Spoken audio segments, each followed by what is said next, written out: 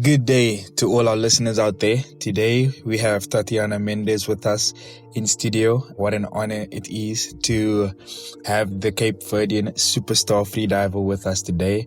Today it's just going to be about all of us getting to know who Tatiana Mendes is and everything about her that she's been up to in terms of freediving. So let's get into it. For those of us who don't know you, who is Tatiana Mendes? Who is she? She is many things, or has been many things, but most, I'm going to start with the beginning. I was born and raised in France from Cape Verdean parents, Cape Verdean immigrant parents, and I grew up in France. And then I moved to New York when I was 20 years old. Pretty regular upbringing in a very, very small town in France, in the mountains, not really water related activities.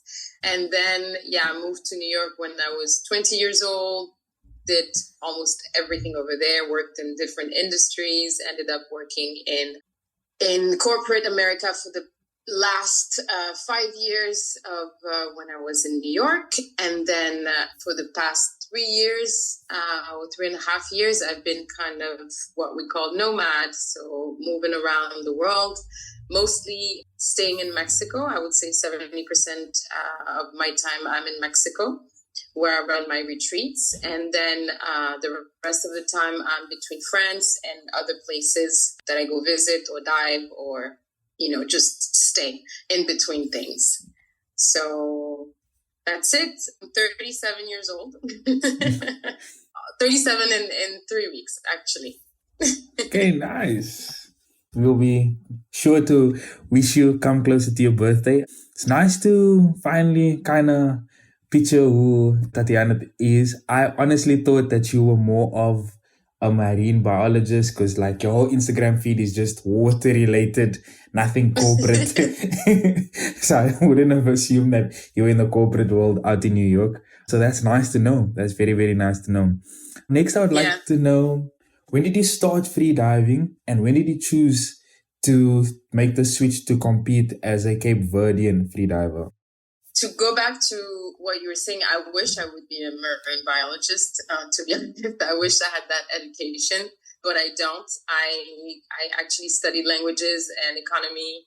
I had a pretty, I would say, normal career path, with doing the things that people want you to do, want you to study, not very adventurous on that side from my upbringing. So no water at all. I actually learned how to swim on my own when I was about 24, I believe. Sure. So I wasn't at all a water person. And I guess during 30s, I was not so comfortable in the water, or kind of staying shy, from it. But I just always felt something liberating when I was in the water. But there was a big fear of the ocean. I think we know culturally, we have a fear of the ocean or fear of learning how to swim, and then fear of the unknown of what's underneath. So I never really wanted to go on that, those kind of sports until I visited Mexico in 2018. And in Mexico, you have, those natural pools, the sinkholes called cenotes, and they're absolutely gorgeous. They're just, very special with a very special light. And it felt safe because, there's no sharks or anything. It's so in a way it was freeing to swim in that because you felt really connected to nature, but also safe of okay, there's none of the unknown. There's a lot of little fish, but nothing that could eat you, So I started swimming in the cenotes, and I started becoming a little bit obsessed with the stories of the cenotes. They also have a very sacred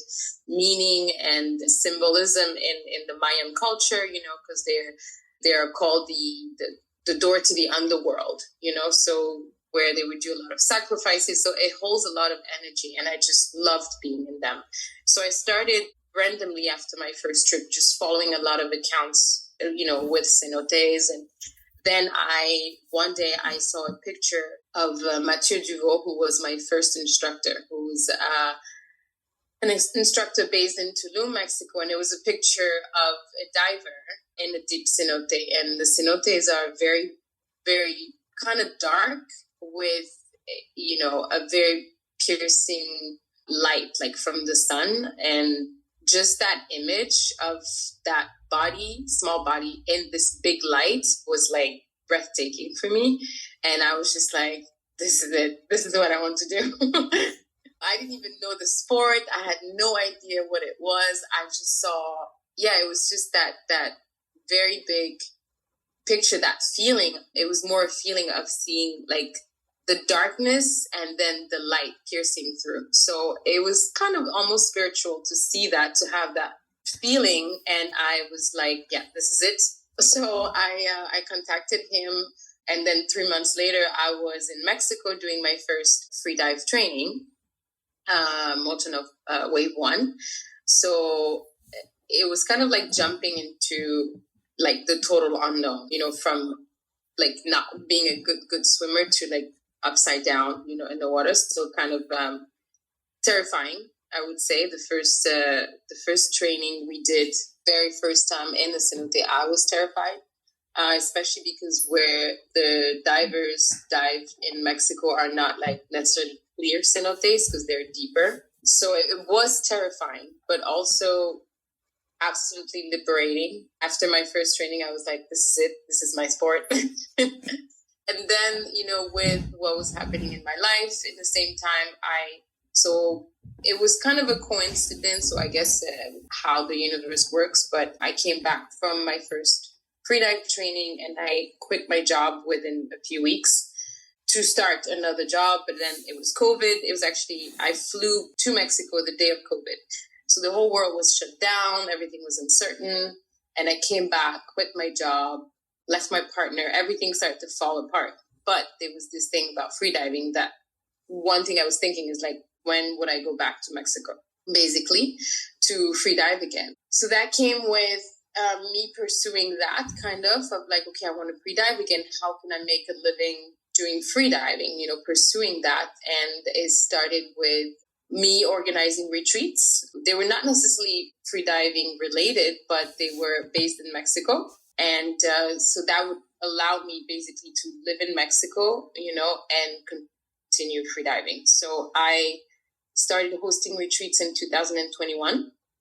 After almost a year of not being back in Mexico for freediving. And then I started just like, living in Mexico, like partially. So I started mostly hosting, and my freediving journey has been very slow. Like from my first level to my second level, 3 years went by. I was mostly focusing on hosting people or, creating experiences where they would get to discover what freediving is. So I never really trained for depth. Like I always trained for first level. I think my max for 2 years was 30. And I just enjoyed that. Like I was never really drawn to the competition or anything like that. I was absolutely content with this path of hosting, of getting people to know what the sports is and hopefully having them have the same experience as me, which was kind of liberating and kind of life-changing completely. And then last year, 2022, I created this experience called Ascend, which is a holistic approach to freediving, which kind of combine my more like a spiritual approach to freediving and the training of freediving, but easing people into the water. And I was inspired to do so because I was approached by people who have a lot of fear of water, especially people of color, because they would see me and be like, okay, I want to do this, but I'm afraid, or who have water trauma, who have also had an experience with a woman who lost her child drowning, and she wanted me to help her reconnect with water in a way. So all of that kind of inspired me to create that experience for people who don't want to right away have the head down, going down the rope as a traditional training, but more being eased into letting go in the water. So this experience is longer, and we use practices like jump zoo therapy, which is a water therapy from Mexico, and more meditation and more fun diving instead of like going down right away. So I was more focused on that in 2023. And then in the summer, I went back to France. I did a couple of workshops, freediving workshops, because I wanted to connect with the freedive community in France, because that's where I'm from. And every time I would go back, it was very hard for me to connect with anybody. I would send messages to this or that. And honestly, it was very hard to, I don't know. It was a different vibe, I would say, because it's more sports related in France. But then I met Pierre Follat, who is a former world champion from Monaco, and he created this workshop in Corsica. So I went to Corsica, met other freedivers, started having a good network, went back in July, 2 months later, invited by my friend Marine. Then I met Abdel Alouache, who's a very big freediver, Abdelatif Alouache, and all his team, the Cormoran Freediving, and it was the most amazing experience. And that was the first time that I was close to that I was not in the competition, but I was training. They had a training and a competition, and I was just doing the training because I was invited by my friend. So kind of seeing that line, the official line, seeing Abdel coming back from a 100-meter dive was like super impressive. I was super intimidated. I didn't even want to go. My friend told me, just go and try the official line. And I was like, no, I can't. It was super, super intimidating because it was such a new, different way of seeing freediving than what I've had experienced so far, and so more the sports. And it's during that trip that we were discussing, and they were telling me you should do a competition. And then the discussion came around Cape Verde and, national records. So that's when the idea kind of was born. And I just reflected a lot on it, on what it would mean for Cape Verde to have a national record holder, what it would mean for other countries in Africa to start emerging in the sport. And as much as it's terrifying to me to compete, I was very, very motivated to do it because I just felt like it would mean a lot for a small country like Cape Verde, and also for, just the story of it. Like, I wasn't born and raised there, but I'm from there. Like, my parents are from there. My culture is from there. Born in France, I felt as French as I was Cape Verdean. And it was very important for me to kind of do something back, for the country in a way, because, our parents sacrificed a lot. They left Cape Verde after the independence, trying to find a better life. But for me, it was kind of a way to give back.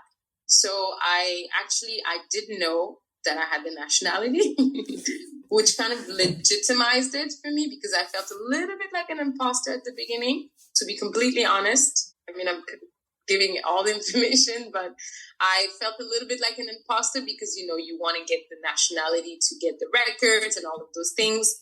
But I actually found that I already had the nationality since I was 2 years old. So it felt kind of like an evidence. Like, now it's like, okay, you're already Cape Verdean, so now just do it.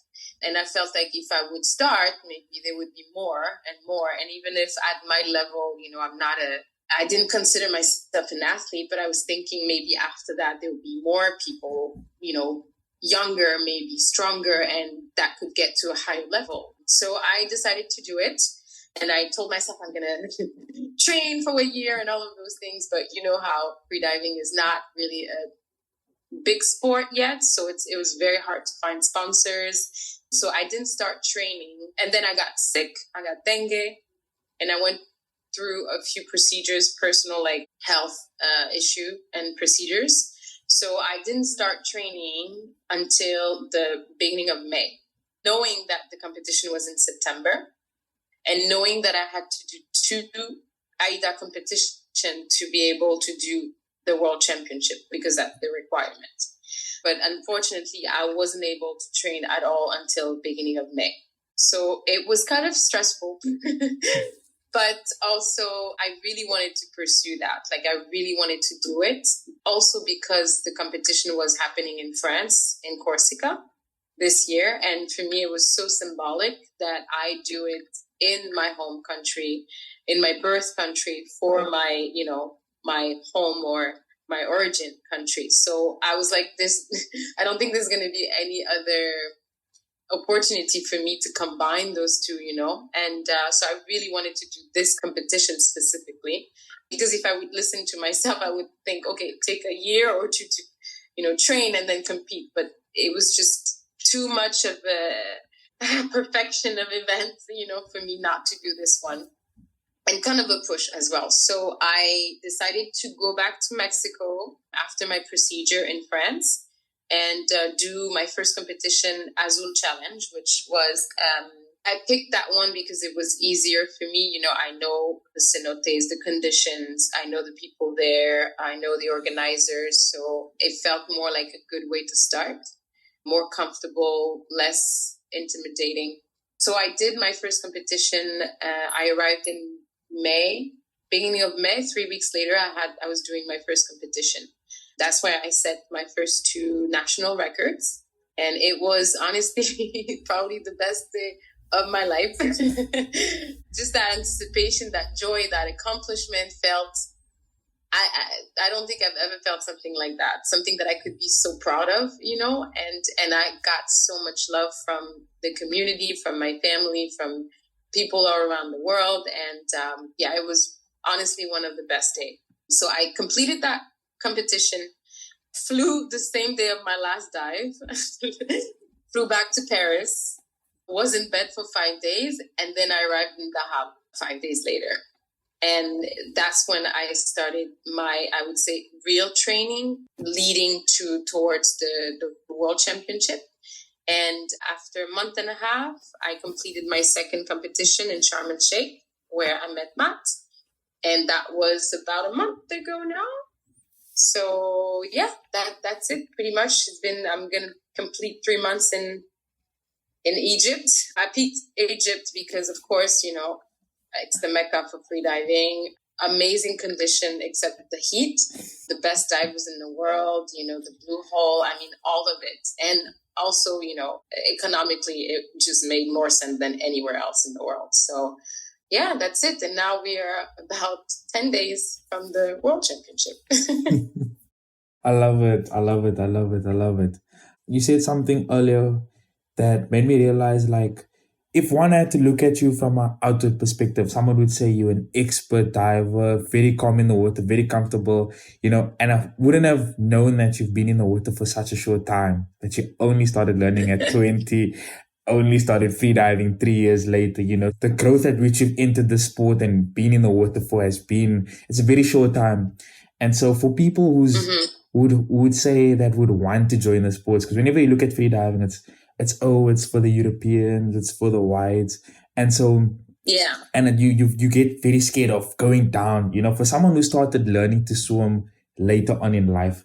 How difficult was it? And what did you have to do to keep going, to get yourself to be comfortable in the water and, be able to say, I actually want to, go down and just enjoy the ocean for what it is?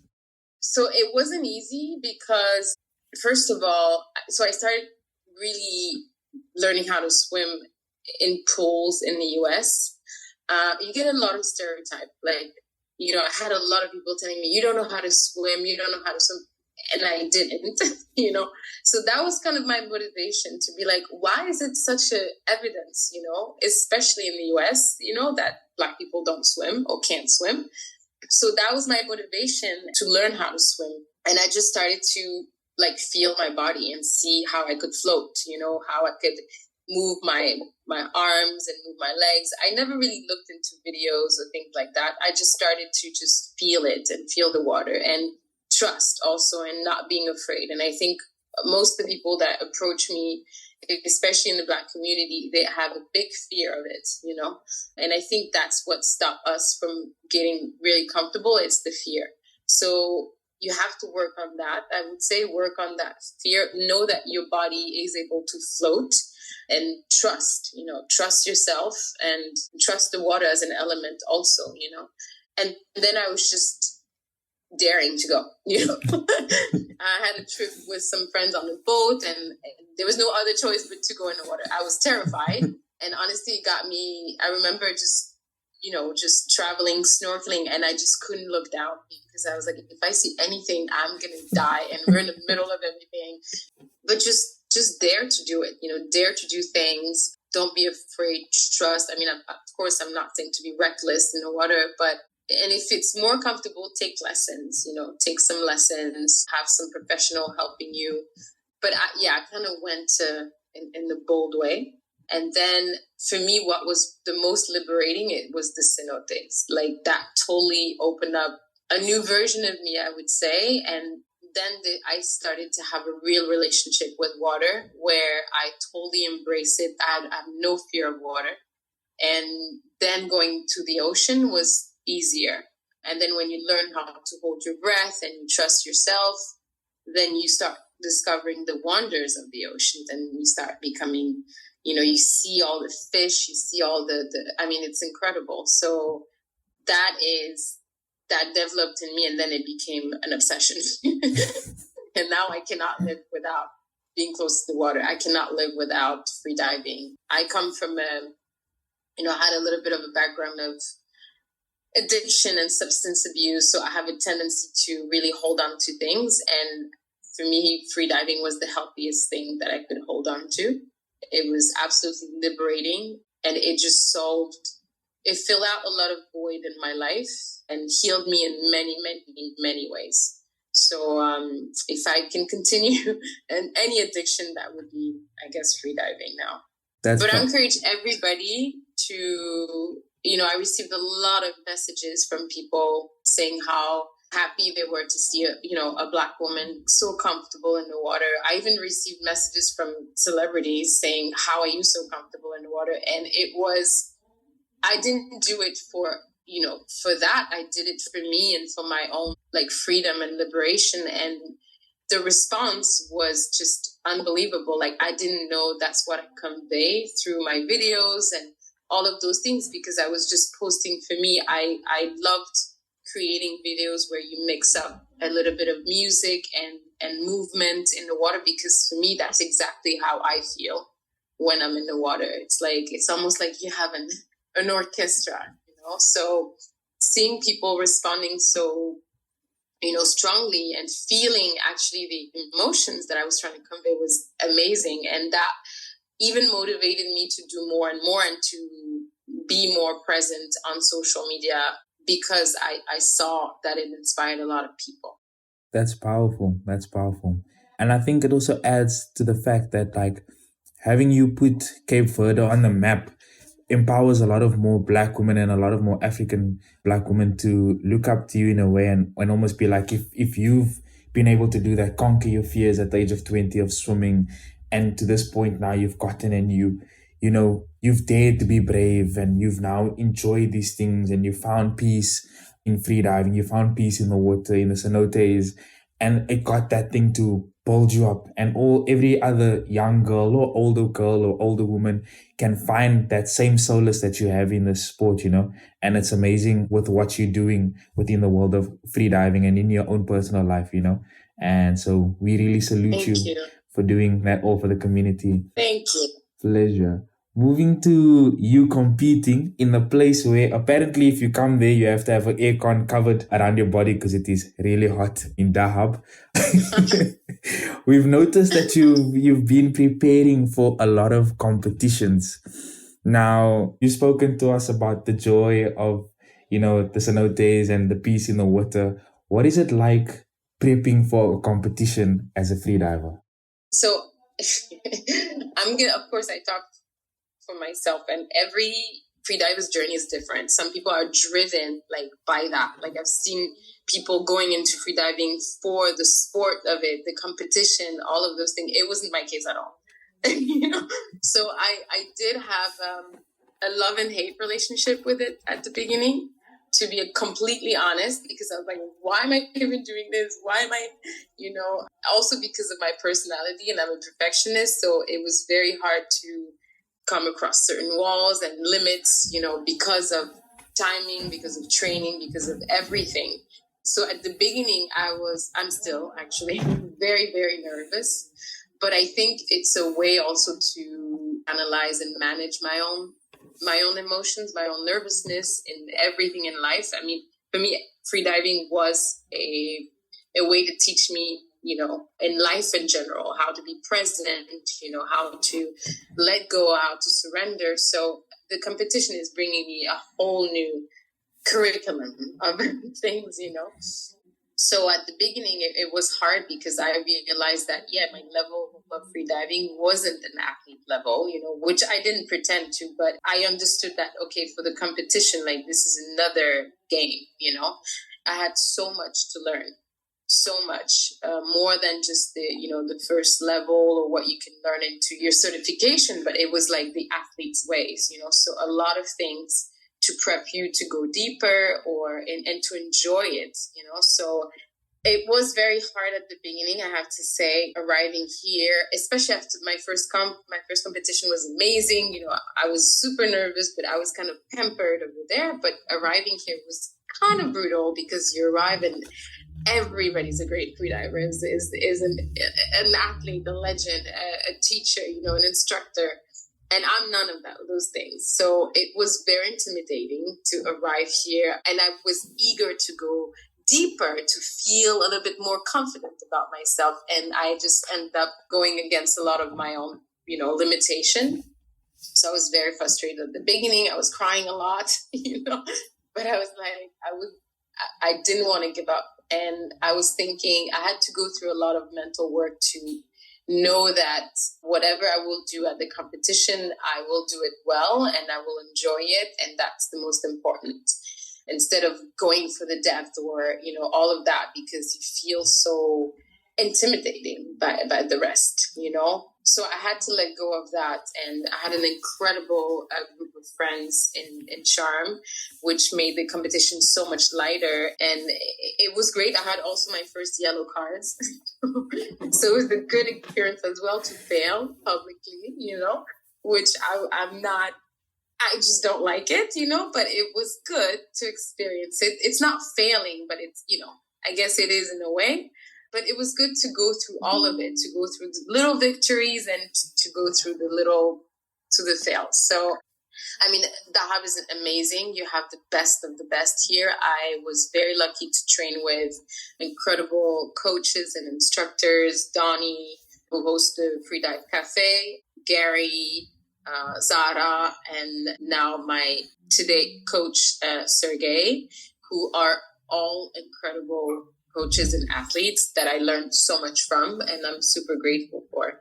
So, yeah, I mean, when you have this team around you, you can only be grateful and do good and do your best, and that whatever result is, it's okay, like I'm okay with anything, because it's also a lot to do 3 competition with 1 world championship within 6 months, especially after having been, going through what I went through before with my health. So at this point, I'm trying to be okay with any outcome, as long as it stays in the safe, But I think I've done a lot. I've learned a lot. I've gained a lot of knowledge I was incredibly lucky to have, sponsors and people helping me to realize all of this. So I can only do good, in a way, whatever it's going to happen. Just showing up is going to be great, So, yeah. But Dahab has been very amazing. I mean, going to the Blue Hole, a dream come true, honestly. It's for every freediver, I would say, come here once at least. Feel the feel, see the people, meet everybody, train. I mean, it's an incredible, unbelievable experience. I love that. Definitely see me coming there to train once. I definitely have to come to the Blue Hole as well, just to feel it. Not to go as deep, but just to make sure I was down in there.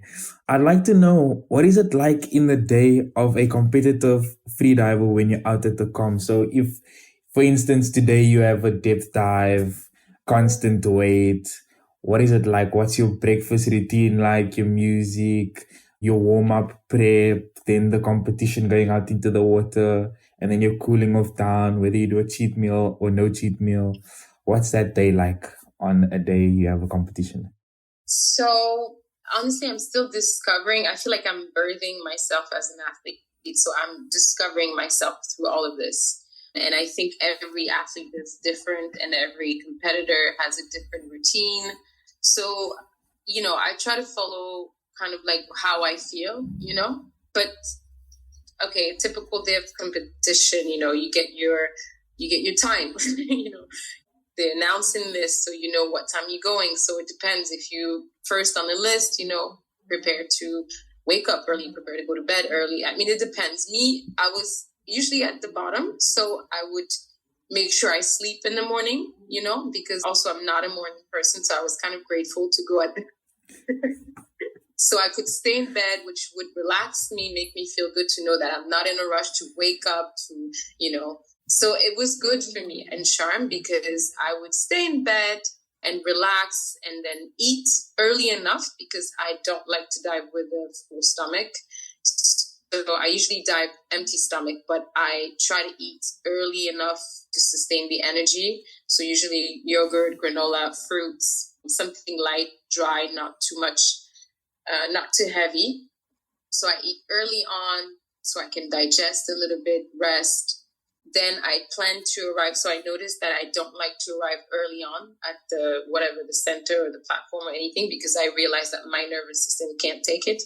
So I try to limit my time between arriving at the center, signing up, and then going in the water. Like I try to do everything pretty quick, because I tend to overthink, and then the stress comes, the nervousness comes. So, I try to have, maybe 30 minutes in the water before going for my dive. So I can just do my two warm-ups on the buoy, and then have maybe 10, 15 minutes to relax completely before going. I do like stretch, always with music, always trying to disconnect a little bit. Music for me is everything. It flows, it's like water. So yeah, I love laying down, listening to music before the dive. I realized that stretching didn't change much for me. So I tried to just, relax, do what I love the best, laying down, and listening to music. And that brings also a lot of emotions for me, different songs. So it bring me to different state in my mind. Yeah. And then you prepare all of this to be in the water for 2 minutes. To perform for 2 minutes. After that, reach huge reliefs. When it's a white card, it's amazing, of course. Good day, good feelings. When it's a yellow card, it's a little less happy, but there's always a relief after. Usually go back, talk with everybody, discuss. I like that. I like to see what other people do. Sometimes I stay also to watch them, like the team that was from South Africa. We were kind of had the same timing, so it was nice to also watch them. Then back, that's where I get the meal. That's where I eat. Sleep also, because even if it's 1 minute or 2 minutes, it's very, very exhausting. So usually it's siesta time. Then not a late night, of course, try to stay during the competition, try to stay pretty serious and, of course, not going out or anything like that. And then the next day, we start again. So that's it, pretty much. I like that. It's a nice, stressful and calm day, compiled all in one. What's your favorite song to listen to while you're relaxing? If you don't know the song, then maybe just the genre. And then for those who don't know, you are a 3 times national record holder. So what are those 3 records and the discipline for the viewers that don't know? Okay, my favorite song, it's not fair. I have a whole playlist of songs. They usually are more into like the yoga, spiritual songs. I love one song that's called To Become Born by Ramdas Aware. And just, I don't know, first of all, I love the title, To Become Born. For me, it's so symbolic of becoming something, or giving birth to yourself. So it holds a lot of emotions for me in everything that you do. It's like, I feel like my freediving journey is really like a giving birth to a new version of myself. So I like this song a lot, and it's very mellow and very powerful and deep. So I like that song. For my record, so far I've competed in 3 disciplines, which are free immersion, constant weight bifin, and lastly, constant weights with monofin, which I had never really trained.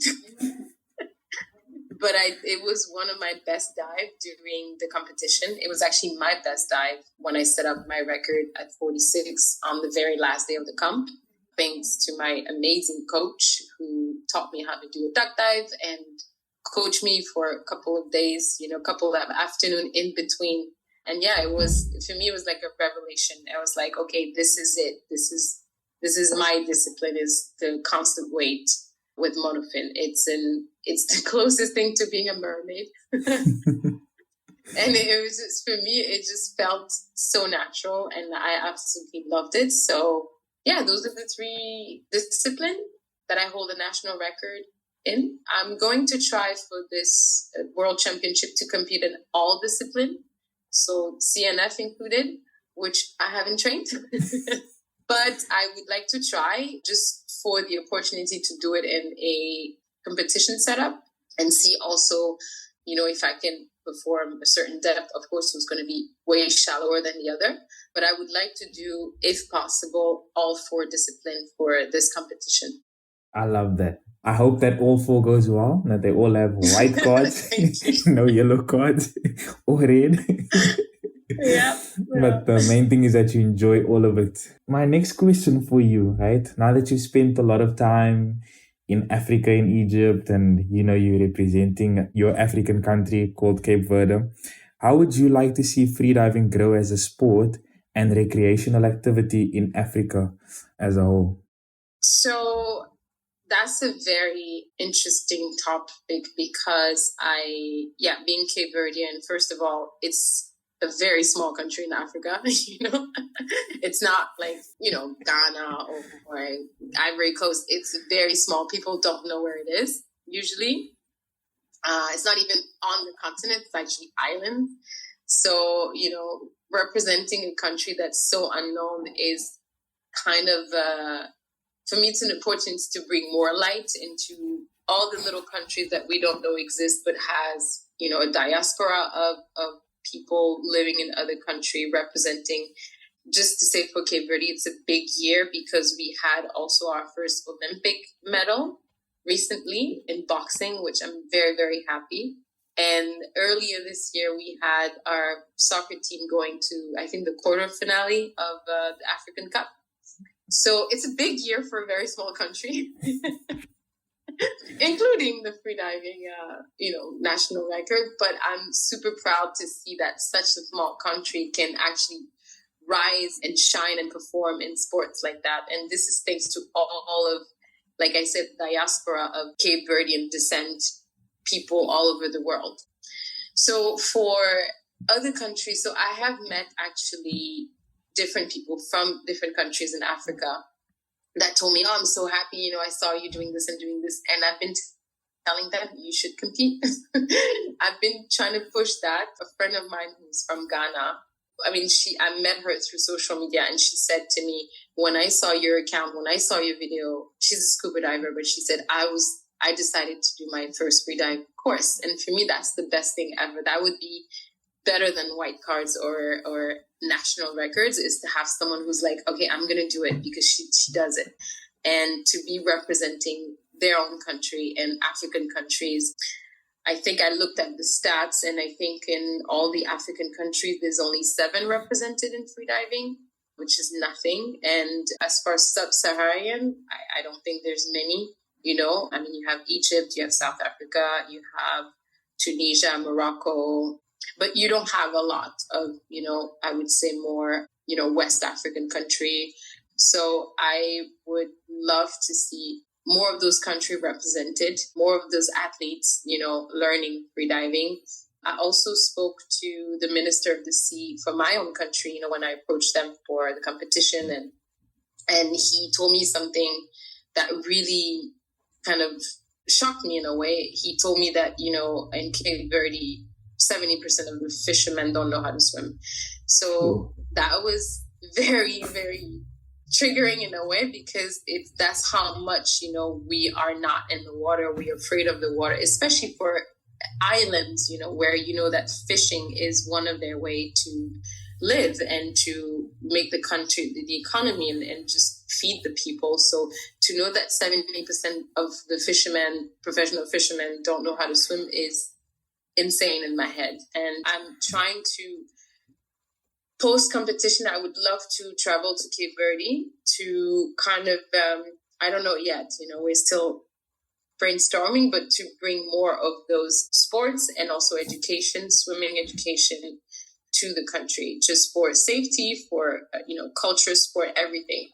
And I would love to see that happening in, different countries in Africa.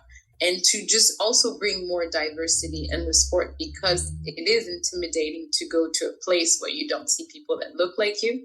I've lived this for the past 4 years, where when I was hosting my own freediving retreats or going freedive or bringing people, it was always, you don't have diversity so much. So when I arrived in Egypt, it was great, to be amongst, Egyptians and people from all over the world, but there was more of a mix than what I had experienced before.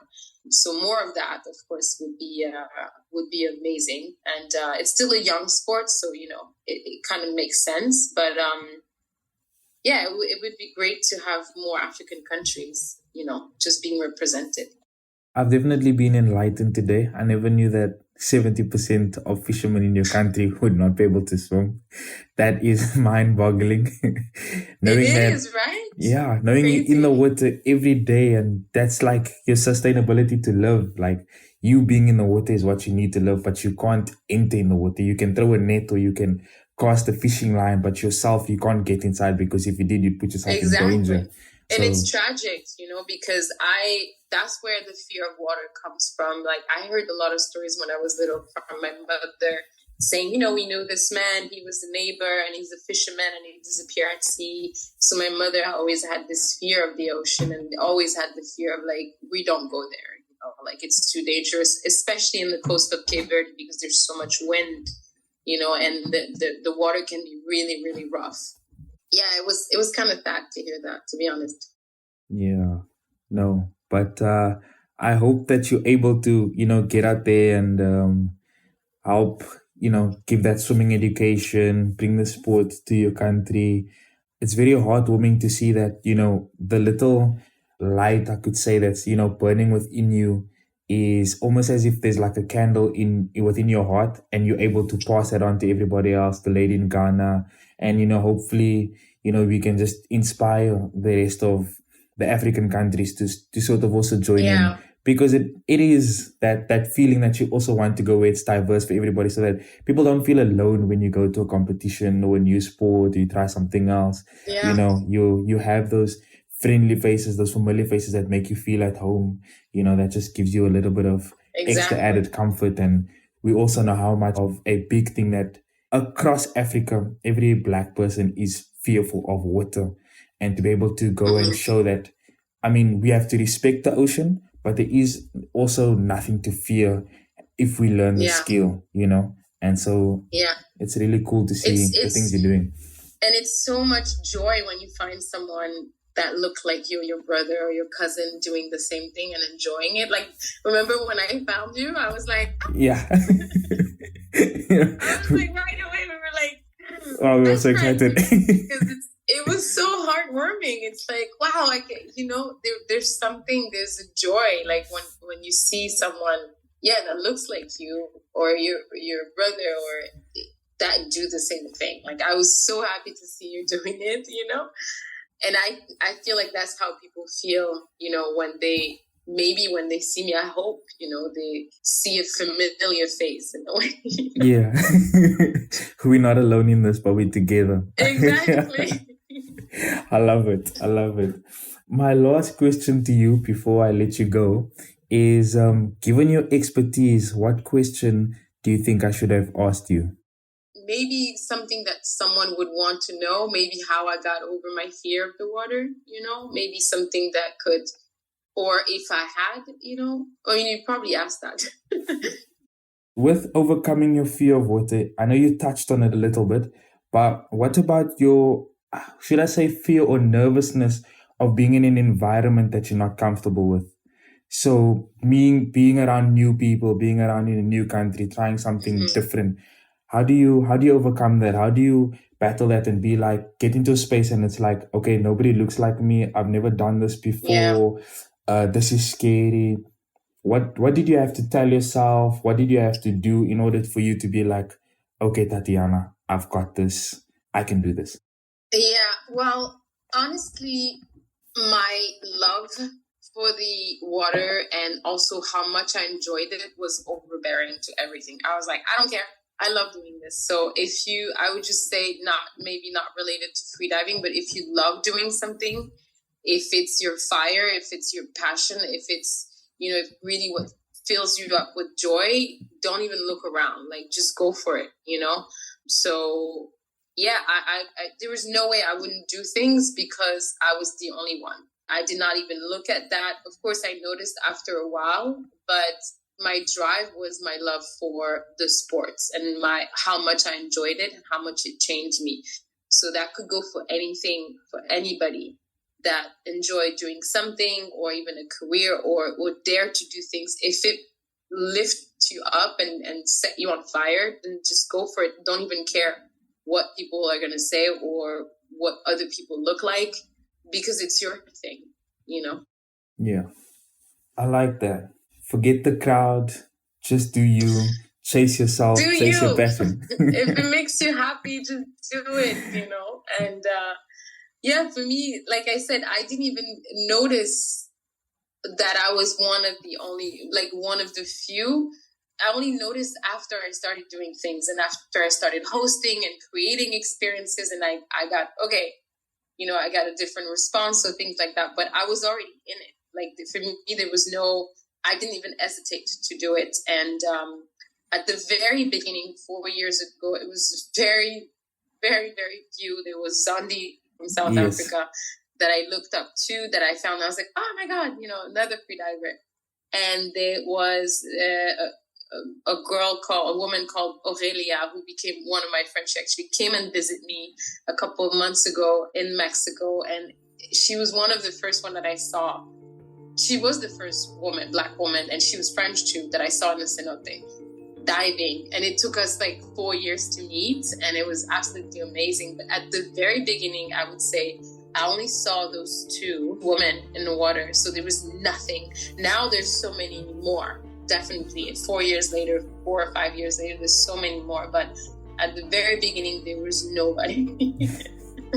So yeah, like I said, try to understand why you're doing something, what it brings you, what's your drive, and if it's really your thing, your passion, your calling, anything, then don't even look around, just do it your way and enjoy.